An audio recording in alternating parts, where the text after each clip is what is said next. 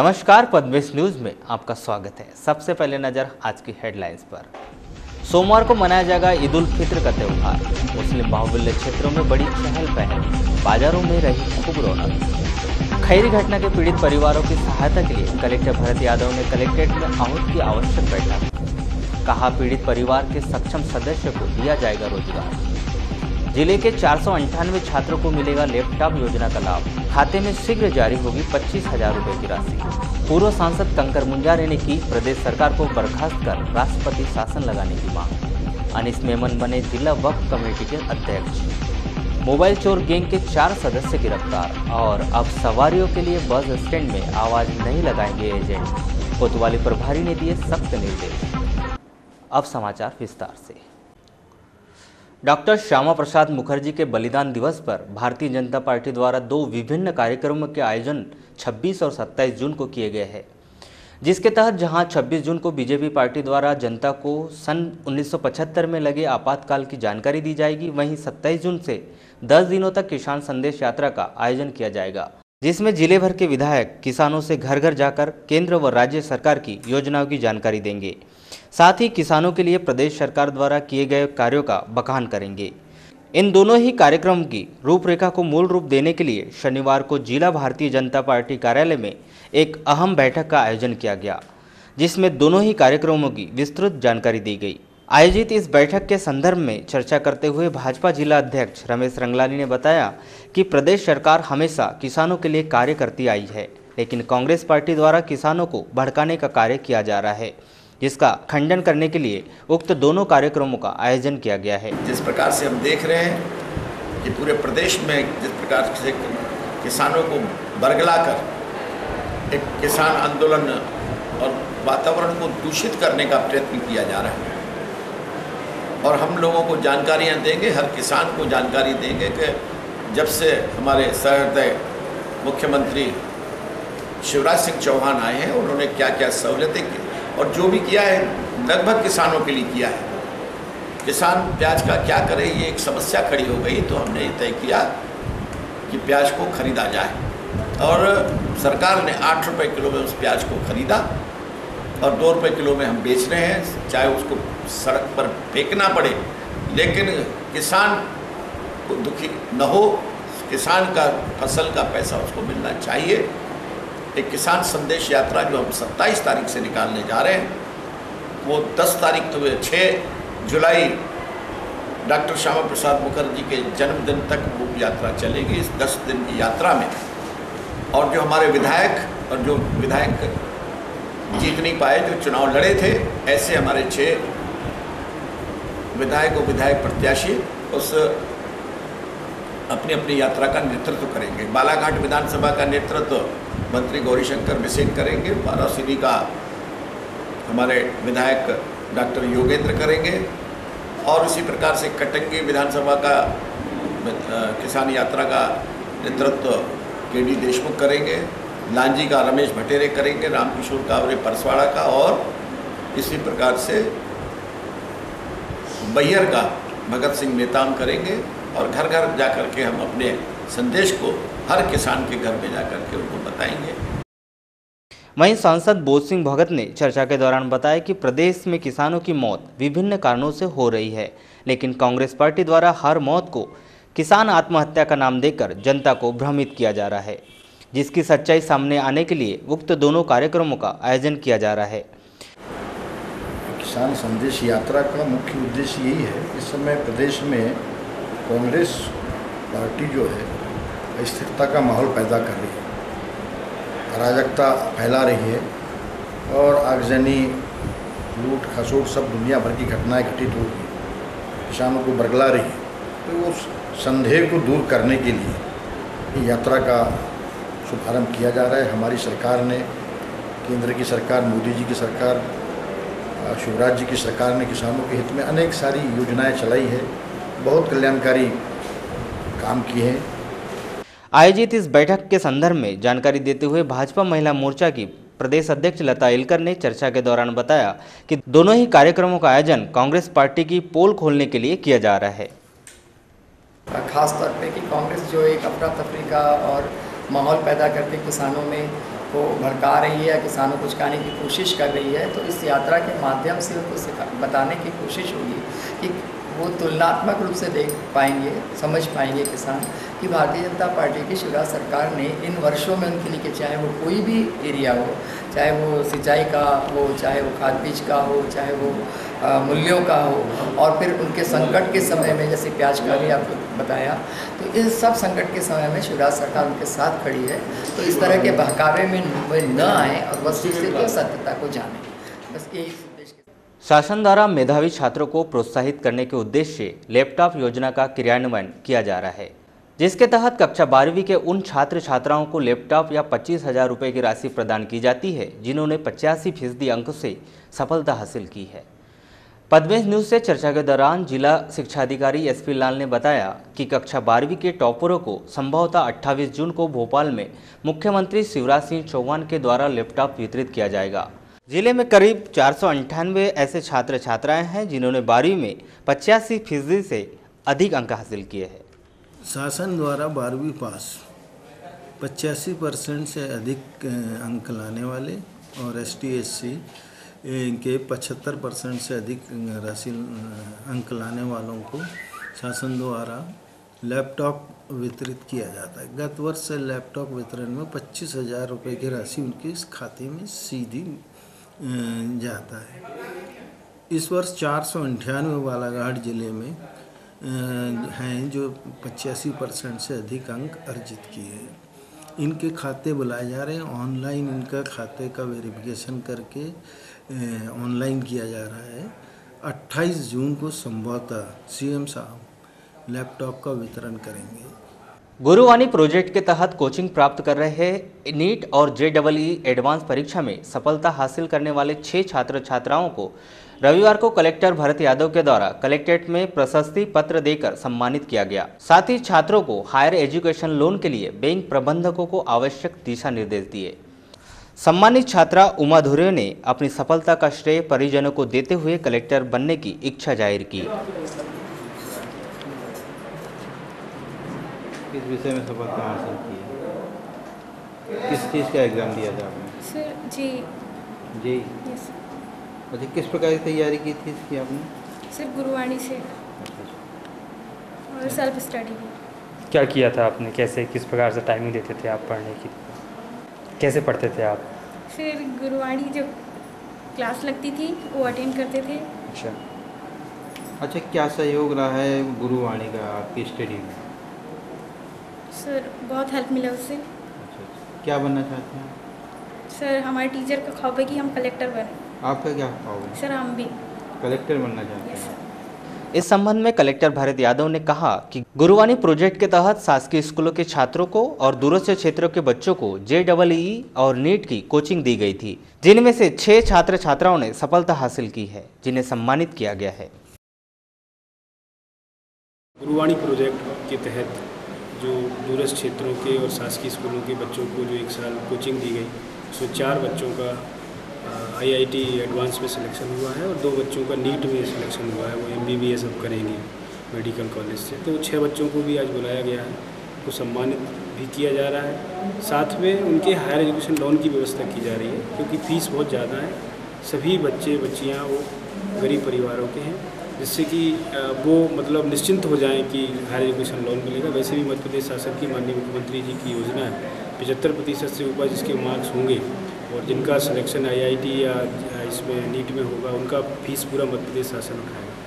खैरी विस्फोट कांड के मृतकों के परिजनों को रोजगार की व्यवस्था करने के उद्देश्य से रविवार को कलेक्टर भरत यादव के नेतृत्व में आवश्यक बैठक का आयोजन किया गया, जिसमें तमाम प्रशासनिक अधिकारी और उद्योग निजी संस्थान के वरिष्ठ जन उपस्थित रहे। इस बैठक में मृतकों के परिजनों से चर्चा कर उनकी समस्याओं को सुना गया। इस संबंध में कलेक्टर भरत यादव ने बताया कि खैरी दुर्घटना के पीड़ित परिवार के बालिग बच्चों को योग्यता अनुसार स्वरोजगार और रोजगार दिलाने की निजी और उद्योग क्षेत्र के सक्षम लोगों की बैठक ली गई है। हमारा मुख्य उद्देश्य पीड़ित परिवार के एक बच्चे को रोजगार से जोड़ना है। आ जाए कि वो अपना आराम से जो कोर्स है वो कर सके। और ये जो पीड़ित परिवार हैं, इनके लिए ये रोजगार स्वरोजगार के लिए आज मैं बैठक ले रहा हूँ। ये मेरी अंतिम बैठक है, इसके बाद मैं बैठक लूँगा भी नहीं। छुट्टी का दिन है, लेकिन नए कलेक्टर साहब नहीं आए तो मुझे टाइम मिल गया। तो मैं ये बैठक ले रहा हूँ और साथ में फिर जो उनका अन्य काम होना है उस पर भी आज हम चर्चा कर लेंगे, क्योंकि अधिकारी भी आए हुए हैं जिनने एक एक परिवार को लिया हुआ है। तो अन्य एक रूपरेखा बन जाएगी। हम सब लोग एक एक दिन का वेतन दे रहे हैं, वो बिल से नहीं कट पा रहा है तो वो सब लोग इकट्ठा करके देंगे। खाता खुल गया है, समिति रजिस्टर हो गई है, जिससे कि पीड़ित परिवारों के लिए जो मैक्सिमम सहयोग हो सकता है, क्योंकि घटना तो हो गई, घटना का तो जांच चल रही है और दोषियों पर कार्रवाई होगी, वो एक पहलू है। लेकिन पीड़ित परिवारों के लिए क्या हो सकता है अच्छे से हो, वो करने की कोशिश की जा रही है। और आने वाले कलेक्टर साहब को भी मैं वो सारी चीज़ें बता के जाऊँगा, लिखित में दे के जाऊँगा, जिससे कि इन पीड़ित परिवारों की ऐसी ही सहयोग शासन की तरफ से, प्रशासन की तरफ से, सामाजिक संगठनों की तरफ से, आप सबकी तरफ से होता रहे। वारासिवनी पुलिस ने मोबाइल चोर गैंग के 4 लोगों को गिरफ्तार करने में सफलता प्राप्त की है। गिरफ्तार किए गए आरोपियों में राहुल धुआरे, संघर्ष गजभिये, आकाश गोस्वामी और आसिफ अब्बास अंसारी से 11 मोबाइल और 6,000 रुपये नगद जब्त किए गए हैं। वारासिवनी के एसडीओपी लोकेश मार्को के अनुसार इन चोरों ने मोबाइल दुकान सहित कई घरों में चोरी करना कबूल कर लिया है।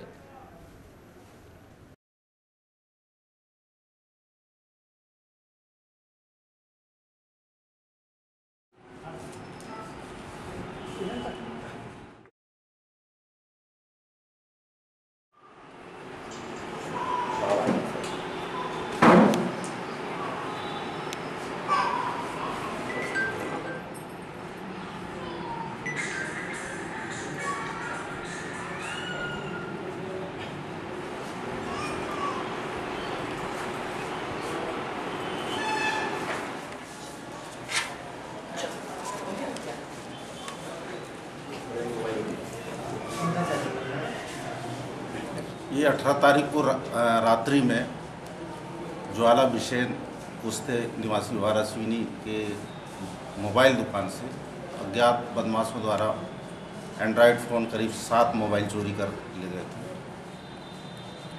पुलिस थाना वारासिवनी द्वारा पतासाजी के दौरान यह पता चला कि कुछ बदमाश वारासिवनी क्षेत्र में घूम रहे हैं और मोबाइल बेचने के फिराक में है।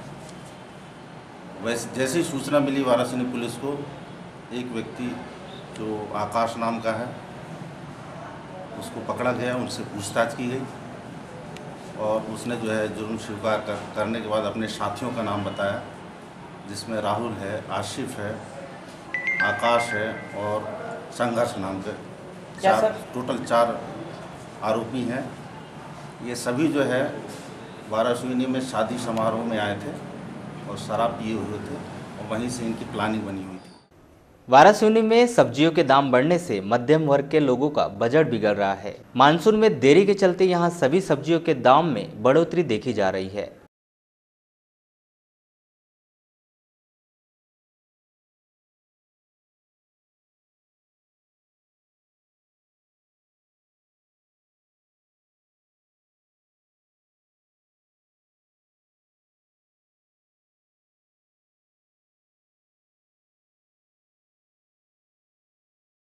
का नाम? मेरा नाम है सच्चू नागरिसी। सब्जी का व्यवसाय करते हैं आप? जी भैया। तो अभी क्या रेट चल रहे हैं सब्जियों के दाम? सब्जियों में क्या थोड़ी पहले से महंगी हो गई, सब्जियों में सारी सब्जियाँ सब महंगी हो गई। लेकिन जो टमाटर पहले 15 था वो अभी 30 हो गया है, जो गोभी 20 थी वो अभी 40 हो गई है। सारी सब्जियाँ से प्याज आलू छोड़कर सारी सब्जियाँ महंगी हो गई। सबसे महंगी सब्जी क्या है अभी मार्केट में? सबसे महंगी सब्जी भैया काटवल, शिमला मिर्च और मिर्ची, धनिया महंगा। अचानक सब्जियों की बढ़ोतरी हो जाने, महंगाई बढ़ गई। अभी सीजन ऑफ चल रही है भैया सब्जियों का, और किसानों की भी चालू है बुआई, इस कारण सब्जियां कम आ रही है। तो कम आती है भैया, मार्केट में खिंचाव ज़्यादा है, इस कारण सब्जियाँ महंगी है। तो व्यापार भी थोड़ा हाँ भैया मद्दा हो जाता है। मद्दा क्या होता है भैया कि हर परिवार जो 1 किलो खरीदना चाह रहा है वो 1 पाव में काम चलाओ, महंगा है। अब टमाटर 20 रुपये किलो था तो लोग बोले कितना ले 1 किलो, अब भैया 30 हो गया तो भैया 1 पाव ले रहे। व्यापारी प्रभावित हो रहा है। तो कितने वर्षों से कर रहे हैं आप ऐसा है? 20 वर्ष। वारासिवनी क्षेत्र में टीबी रोग धीरे धीरे पैर पसार रहा है। इसका मुख्य कारण लोगों में इस रोगों के प्रति जागरूकता की कमी है। लोग खांसी के रोग को साधारण समझकर उसका उचित इलाज नहीं करवाते हैं, जिससे यह रोग बढ़कर क्षय रोग का रूप ले लेता है। सर आपका परिचय? मैं डॉक्टर मनोज पांडे वर्तमान में सिविल हॉस्पिटल प्रभारी हूँ। वैसे मैं जिला क्षय अधिकारी के पद पर भी कार्यरत हूँ। सर जो टीबी की जो व्याख्या है, जो रोग बीमारी, सर इसके लक्षण क्या रहते हैं होने के? टीबी अगर किसी व्यक्ति को 2 हफ्ते से ज़्यादा समय से खांसी आ रही तो वो हो सकता है उसको टीबी की संभावना हो। वैसे अन्य कारणों से जैसे दमा है, एलर्जी, ब्रोंकाइटिस है, इससे भी खांसी आ सकती है, लेकिन टीबी एक संभावना होती है। तो ऐसे जिस व्यक्ति को 2 हफ्ते से ज़्यादा की खांसी आ रही है, वो व्यक्ति जिनको शाम के समय बुखार आ जाता है, जिनके वजन में अचानक कमी हो रही है, जिस व्यक्ति को भूख नहीं लगती है, जिसको शाम के 4-5 बजे से बुखार चढ़ता है और शाम को ठंडा पसीना दे के बुखार उतर जाता है, तो ये फिर चलने पे सांस फूलना, खांसी में बलगम, खांसी में खून का जाना, ये टीबी के सामान्य लक्षण होते हैं। तो सर अपने ज़िले में अब तक कितने ऐसे केस हैं? हमारे ज़िले में अभी पिछले साल जो है 1 अप्रैल 2016 से लेकर के अभी 31 मार्च 2016 तक कुल 2325 केस टीबी के दर्ज किए गए हैं। सर इनके उपचार किस तरह से किए जाते हैं? इसका उपचार आजकल हमारे पास में उपलब्ध है। पहले व्यक्ति को जो संभावित टीबी का मरीज होता है उसकी खखार की जांच की जाती है। खखार की जांच करने पर अगर ऐसा लगता है कि खखार की जांच नहीं आ रहा है तो एक्सरे की जांच भी की जा सकती है। हमारे पास में आजकल एक सीवी नाट की जांच की सुविधा है जो कि जिला चिकित्सालय में उपलब्ध है। इस सीवी नाट के द्वारा भी खखार की जांच की जाती है और इस जांच के बाद अगर ये पाया जाता है कि व्यक्ति को टीबी की बीमारी है तो उस व्यक्ति को टीबी की दवाइयाँ हमारे पास में उपलब्ध हैं। हम उस व्यक्ति को एक डार्ट प्रोवाइडर बनाते हैं जो कि उस गांव की आशा हो सकती है अथवा व्यक्ति स्वयं उसका कोई फैमिली मेंबर हो सकता है, आंगनवाड़ी कार्यकर्ता हो सकती है, हमारे अन्य स्वास्थ्य कार्यकर्ता हो सकते हैं। तो ये व्यक्ति उस दवा को लेकर के अपने सामने व्यक्ति को दवा खिलाते हैं जिसको हम लोग बोलते हैं डॉट्स, यानी directly observe treatment by short course chemotherapy, इसको डॉट्स कहा जाता है। तो इसमें व्यक्ति को 1 दिन छोड़ करके दवा खिलाई जाती है। हमारे बालाघाट जिले में हमने एक नियम बना लिया कि सोमवार, बुधवार और शुक्रवार को दवा खिलाएंगे, बाकी एक दिन की छुट्टी रहेगी और आगे शुक्रवार के बाद में 2 दिन का गैप आएगा, फिर सोमवार से फिर दवा चालू होगी। तो पहले इसमें जो सघन पक्ष होता है इसमें व्यक्ति मरीज को अपने सामने दवा खिलाता है, इसलिए इसको बोलते हैं डायरेक्टली ऑब्जर्व ट्रीटमेंट। पूर्व सांसद कंकर मुंजारे ने मंदसौर और खैरी मामले की जांच हाईकोर्ट के सिटिंग जज से कराए जाने की मांग की है। रविवार को पत्रकारों से चर्चा करते हुए श्री मुंजारे ने कहा कि प्रदेश में 15 दिन के अंदर 22 किसान आत्महत्या कर चुके हैं। इन किसानों के परिजनों को 50-50 लाख रुपए का मुआवजा दिया जाना चाहिए। श्री मुंजारे ने खैरी विस्फोट मामले में मृत लोगों के परिजनों को 1-1 करोड़ रुपए दिए जाने की मांग भी की है। श्री मुंजारे ने प्रदेश के मुख्यमंत्री के संवेदनहीन रवैये के कारण उनकी सरकार बर्खास्त कर प्रदेश में राष्ट्रपति शासन लगाने की मांग की है। प्रेस वार्ता रखे थे, क्या उद्देश्य को लेकर? मध्य प्रदेश में 15 दिन के अंदर 22 किसानों ने आत्महत्या कर लिया है कर्ज के बोझ में दबकर, और लगातार ये जारी है किसानों की आत्महत्या का सिलसिला। और मुख्यमंत्री शिवराज सिंह के विधानसभा क्षेत्र बुधनी में मर गए किसान आत्महत्या करके, सीहोर जिले में मर गए, विदिशा में मर गए, रायसेन में, होशंगाबाद, आपका नरसिंहपुर, टीकमगढ़, छतरपुर, सागर और बालाघाट में, छिंदवाड़ा में भी। जब कृषि मंत्री जहाँ गौरशंकर बिसेन पालक मंत्री है छिंदवाड़ा के, वहाँ किसानों ने आत्महत्या कर लिया। बालाघाट में विधानसभा क्षेत्र जो गौरशंकर बिसेन का है, वहाँ के बल्लारपुर के किसान ने रमेश बसे ने आत्महत्या कर लिया। ये सिलसिला लगातार चल रहा। सरकार जो है खामोश बैठी हुई चुपचाप बैठ करके तमाशा देख रही है, इनकी कोई मदद नहीं कर रहा है और ना कुछ सुन रहे हैं, और कर्जा माफ़ नहीं कर रहे हैं। जबकि कर्जा जो है माफ़ करना किसान के लिए ज़रूरी है। किसान को ये भीख नहीं मांग रहा है, किसान का अधिकार है, किसान का हक है। उत्तर प्रदेश में कर्जा माफ़ हो गया, महाराष्ट्र में हो गया, कर्नाटक में हो गया, पंजाब में हो गया, तो फिर मध्य प्रदेश में क्यों कर्जा माफ़ नहीं हो रहा है? जब नरेंद्र मोदी सरकार ने कुछ अमीरों के लाखों रुपए कर्जा माफ़ कर, लाखों करोड़ के, तो इनके कर्जे क्यों माफ़ हो रहा है? लेकिन नरेंद्र मोदी ने अपने लोकसभा चुनाव में कहा था, घोषणा पत्र में ही बोला हुआ है, चुनाव सभा में भी कहा उन्होंने कि हमारी सरकार बनेगी तो उपज के लागत मूल्य का हम ड्योड़ा जोड़ करके और लाभकारी मूल्य देंगे किसान को, और स्वामीनाथन कमीशन की रिपोर्ट को लागू करेंगे हम। ये 2 बात कहा हुआ है, उसमें एक भी बात नहीं कर रहे हो।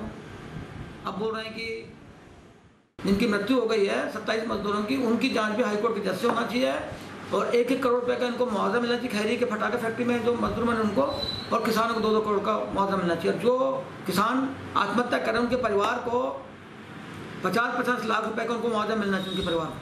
इसकी जाँच हाईकोर्ट के सिटिंग जज से होना चाहिए, या फिर NIA से जाँच होना चाहिए। किरनापुर में भी हुआ था, तब भी ऐसी हुआ।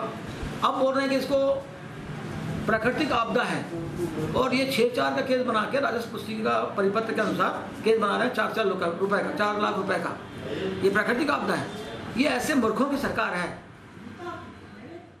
प्रगतिशील कुणबी समाज की बैठक 25 जून को आयोजित की गई। समाज के अध्यक्ष इंजीनियर दिवाकर सिंह की प्रमुख उपस्थिति में हुई इस बैठक में अनेक मामलों पर चर्चा की गई। साथ ही तय किया गया कि 14 जुलाई को सम्मान समारोह का आयोजन किया जाएगा, जिसमें 75% से अधिक अंक लाने वाले समाज के प्रतिभाशाली छात्र छात्राओं का सम्मान किया जाएगा।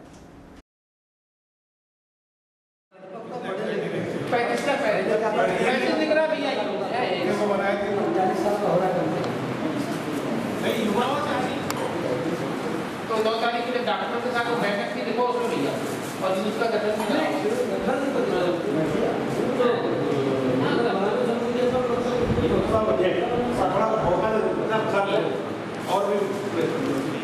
कुणबी समाज की बैठक रखी गई थी। इसका मुख्य उद्देश्य क्या था, किन बिंदुओं पर चर्चा की गई?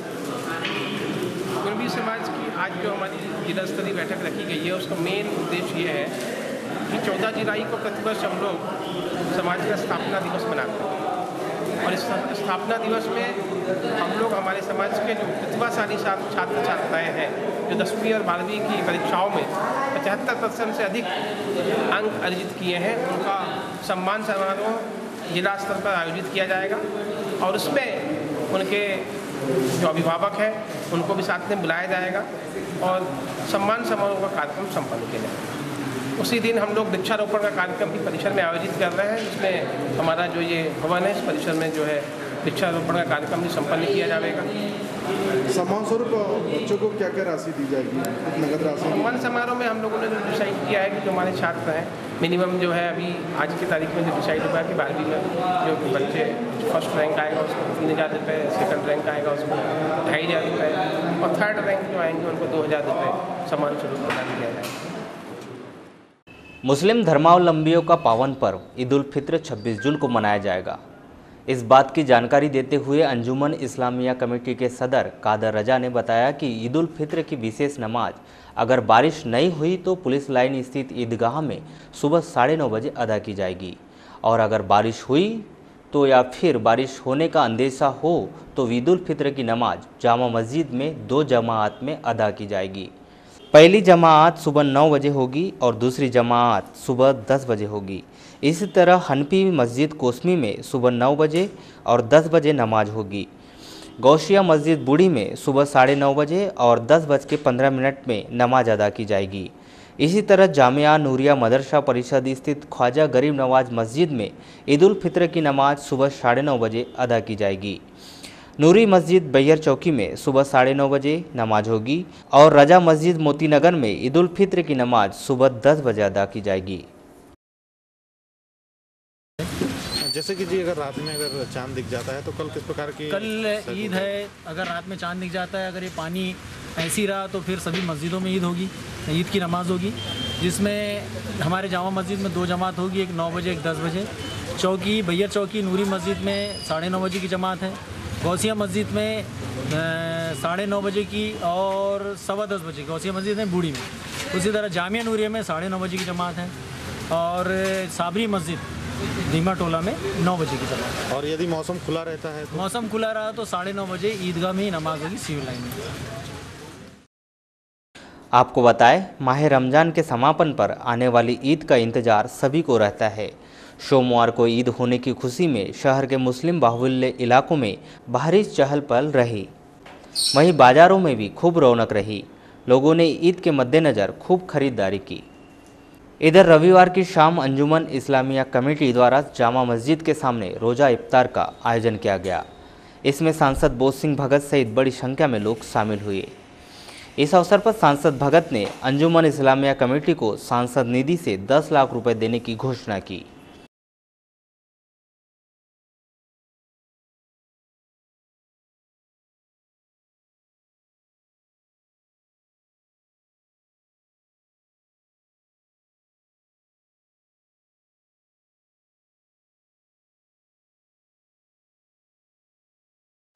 बताएं जी, आज यहाँ रोज़ा इफ्तार का कार्यक्रम चल रहा था, रमज़ान का पावन रोज़ा इफ्तार पार्टी में मैं शामिल हुआ और सभी लोगों से गले मिले है। और ये जो रमज़ान का पवित्र माह है, इस महीने में जो भी कार्य किया जाता है अच्छे सद्भावनापूर्वक और बड़ा अच्छा पवित्र माह माना जाता है।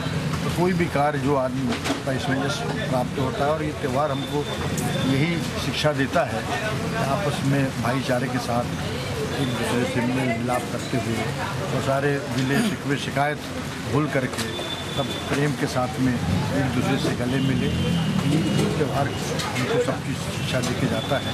और इस त्यौहार के उपलक्ष्य में इसके अवसर पर मैं सभी को, मुस्लिम भाइयों को और पूरे ज़िले वासियों को अपनी हार्दिक शुभकामना देता हूँ और उनकी उज्ज्वल भविष्य की कामना करता हूँ। सूत्रों से जानकारी आई थी कुछ घोषणा करने वाले हैं आज।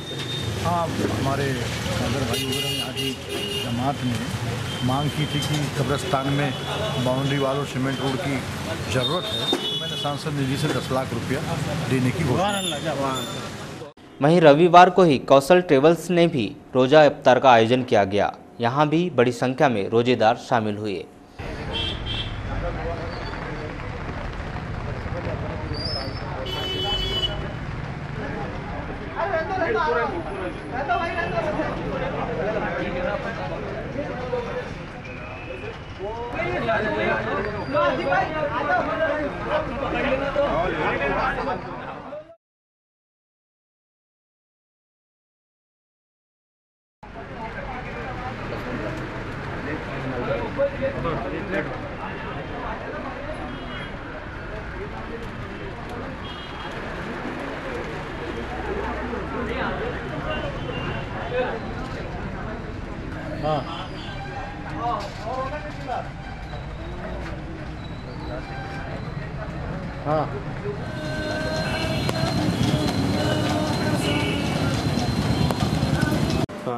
भैया, आज रोज़ा इफ्तार का आपके द्वारा कार्यक्रम आयोजित किया गया। मैं संदेश ये देना चाहता हूँ कि रोज़ा इफ्तार देखो, आज एक मुसलमान भाई सवेरे से बेचारे शाम तक के एक बूंद पानी भी नहीं लेते। आज हम रोज़ा इफ्तार मेरे ख्याल से कई वर्षों से मैं करा रहा हूँ, लेकिन मुझे ये अपने आप में इतना अच्छा लगता है कि आज बड़े बुजुर्ग जो आज हज करके आ चुके हैं, मेरे यहाँ पे अभी बैठ के नमाज़ पढ़ रहे हैं वो लोग, इन लोगों ने मेरे यहाँ रोज़ा इफ्तार किया।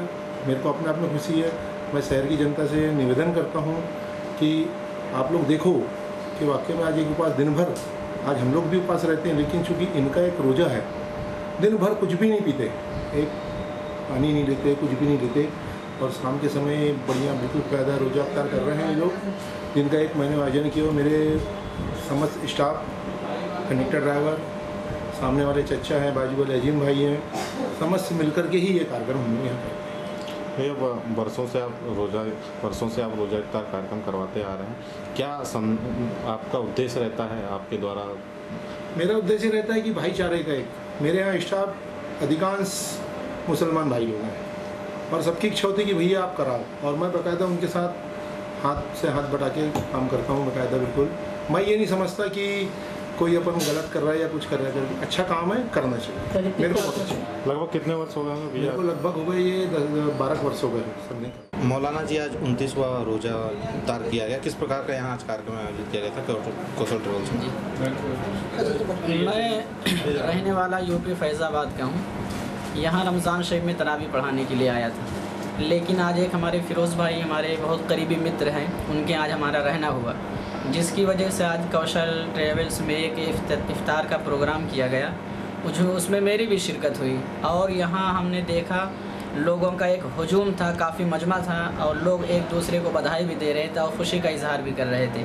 और आज 29वां रोज़े होने की वजह से लोग ज़्यादा खुशी इसलिए मना रहे थे कि अगर चाँद कहीं से तस्दीक आ जाती है तो कल ईद भी मनाई जाएगी, इसलिए हर एक के चेहरे पर खुशी के आसार ज़ाहिर थे और मैं भी सारे लोगों को बधाई देता हूँ अपनी तरफ से। जैसे कि आप बाहर से आए हुए हैं, रोज़ा इफ्तार कार्यक्रम किया गया, जी। उसको किस रूप में देखते हैं आप?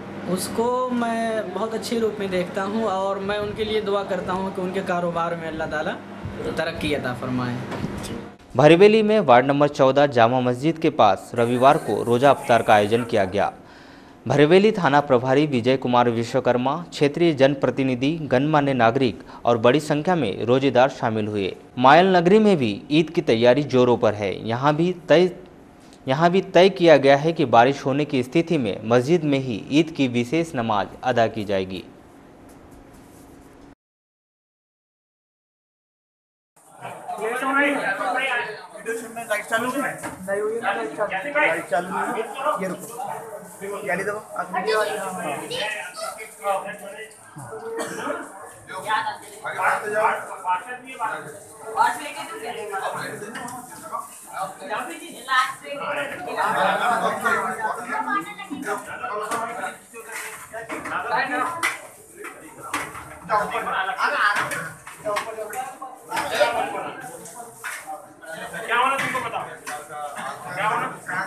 हमारे प्रेरणा दाता भाई मयंक पटेल जी ने कल मुझे बताया था कि कल पूजा का लास्ट दिन है, उन्होंने मेरी ट्यूबलाइट जलाया तो मेरे को प्रेरणा मिली तो मैंने बोला नहीं किया जाए। उसी संबंध में मैं और साहिद भाई दोनों ने मिलकर ये रोजा इफ्तार पार्टी की। आप लोगों को बहुत बहुत सहयोग मिला मैं इसके लिए बहुत। कितने सालों से ये आयोजन किया जा रहा है? मेरा पहली बार ट्यूबलाइट जली थी मेरी और माध्यम भैया के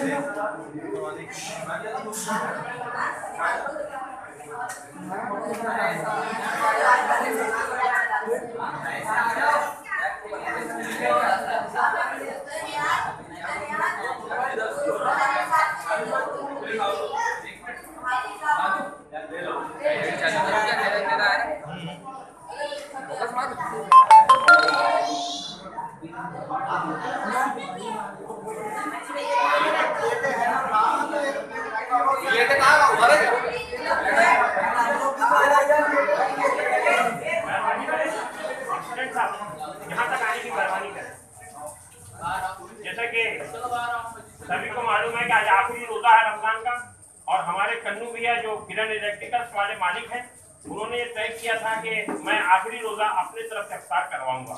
वो यहाँ मौजूद है। हम अंजुमन कमेटी के सदर साहब से गुजारिश करेंगे कि उनका इस्तेकबाल करें।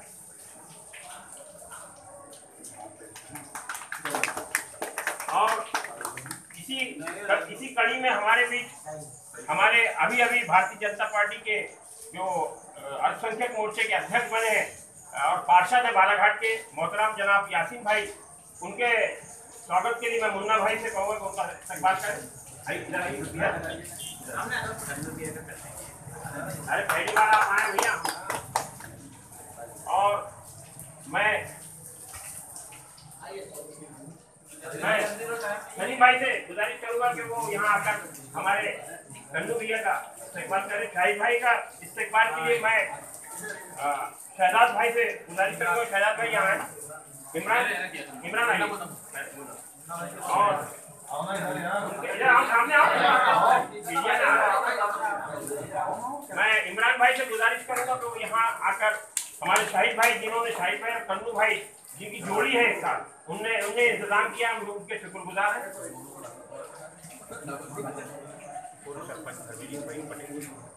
आज रमज़ान का आखिरी अशरे का आखिरी रोज़ा और रोज़ा अफ्तार है।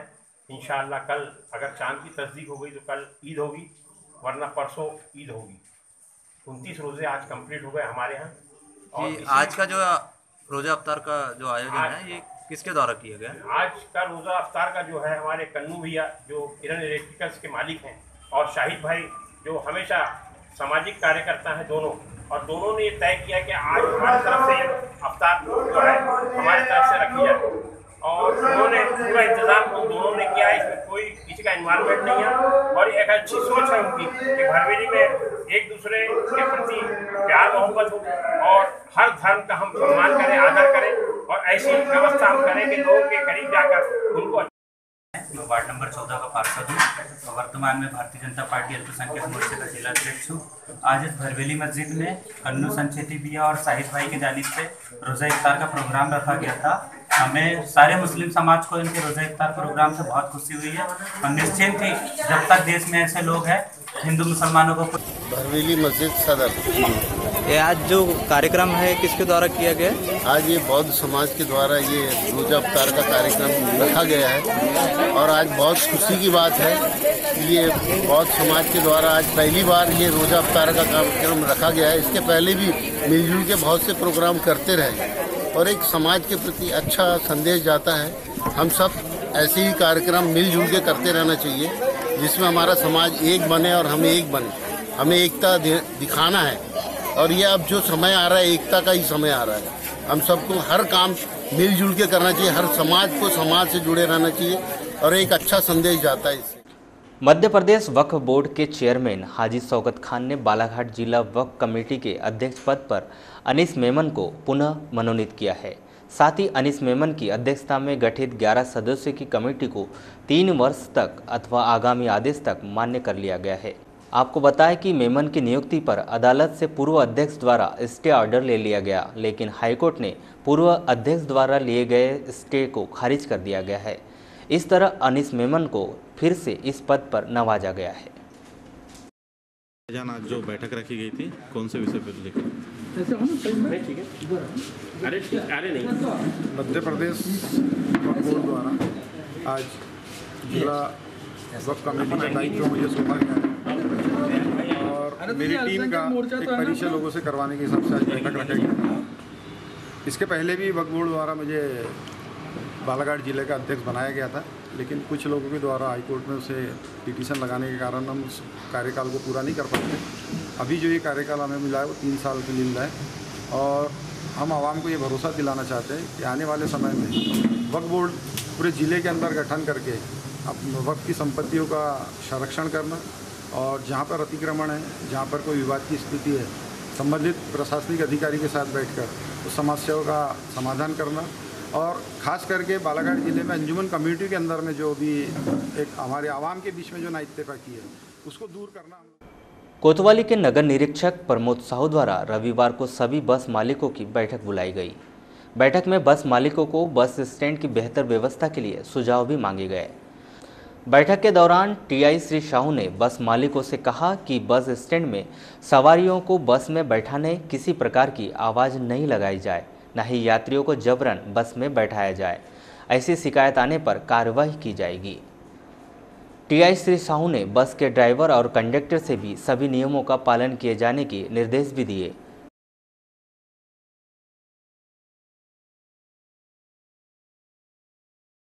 सर, आज बस ऑपरेटरों की बैठक रखी गई थी, किन विषय को लेकर की थी? कुछ दिनों से लगातार सूचना प्राप्त हो रही थी कि बस स्टैंड पर बस मालिकों के लोग वहाँ घूमते हैं और ज़बरदस्ती खींच के सवारियों को ढालते हैं। खासकर महिलाओं को लेकर ज़्यादा चिंता व्यक्त की जा रही थी। इस संबंध में आज बस ऑपरेटर्स की यहाँ मीटिंग रखी गई। सबको हिदायत दी गई कि कोई भी बस मालिक का, कोई भी कंपनी का व्यक्ति रोड पर आवाज़ नहीं लगाएगा, ना ही बस सवारियों को ज़बरदस्ती ला के बसों में ढालेगा। प्रत्येक बस टाइम पर रवाना हो और टाइम पर अपने स्टैंड पर आए। और दूसरा, प्रत्येक बस में जो कंडक्टर ड्राइवर चलेगा अपने ड्राइविंग लाइसेंस या लाइसेंस के साथ में ड्रेस पहन के चलेगा और बस में कोई बदता नहीं करेगा। सर, ये तो बात हुई सर बालाघाट मुख्यालय की। जैसे ब्लॉक स्तर की बात करें या ग्रामीण क्षेत्रों की बात करें, इनमें भी इनके कुछ एक्सीडेंट, तो वहाँ के लिए क्या नियम रहेंगे? नहीं, ये नियम लगभग सभी जगह हैं। हमारे पुलिस अधीक्षक महोदय जी का आदेश है तो ये इस प्रकार की चेकिंग और इस प्रकार की कार्रवाई जिले के प्रत्येक थानों में हो। ये इसकी स्टार्टिंग आज कोतवाली से की गई है और आगे भी अन्य जगह मीटिंग लेकर समझाई दी जाएगी और सवारी आवाज़ देने वालों की प्रथा बंद की। अब अंत में मुख्य समाचार एक बार फिर। सोमवार को मनाया जाएगा ईद उल फित्र का त्यौहार। मुस्लिम बाहुल्य क्षेत्रों में बड़ी चहल पहल, बाजारों में रही खूब रौनक। खैरी घटना के पीड़ित परिवारों की सहायता के लिए कलेक्टर भरत यादव ने कलेक्ट्रेट में आहूत की आवश्यक बैठक। कहा, पीड़ित परिवार के सक्षम सदस्य को दिया जाएगा रोजगार। जिले के 498 छात्रों को मिलेगा लैपटॉप योजना का लाभ। खाते में शीघ्र जारी होगी 25,000 रुपये की राशि। पूर्व सांसद कंकर मुंजारे ने की प्रदेश सरकार को बर्खास्त कर राष्ट्रपति शासन लगाने की मांग। अनीस मेमन बने जिला वक्फ कमेटी के अध्यक्ष। मोबाइल चोर गैंग के 4 सदस्य गिरफ्तार। और अब सवारियों के लिए बस स्टैंड में आवाज नहीं लगाएंगे एजेंट। कोतवाली प्रभारी ने दिए सख्त निर्देश। तो ये था पद्मेश न्यूज का आज का अंक। अगले अंक के साथ फिर से होगी आपसे मुलाकात, तब तक के लिए दीजिए इजाज़त। नमस्कार।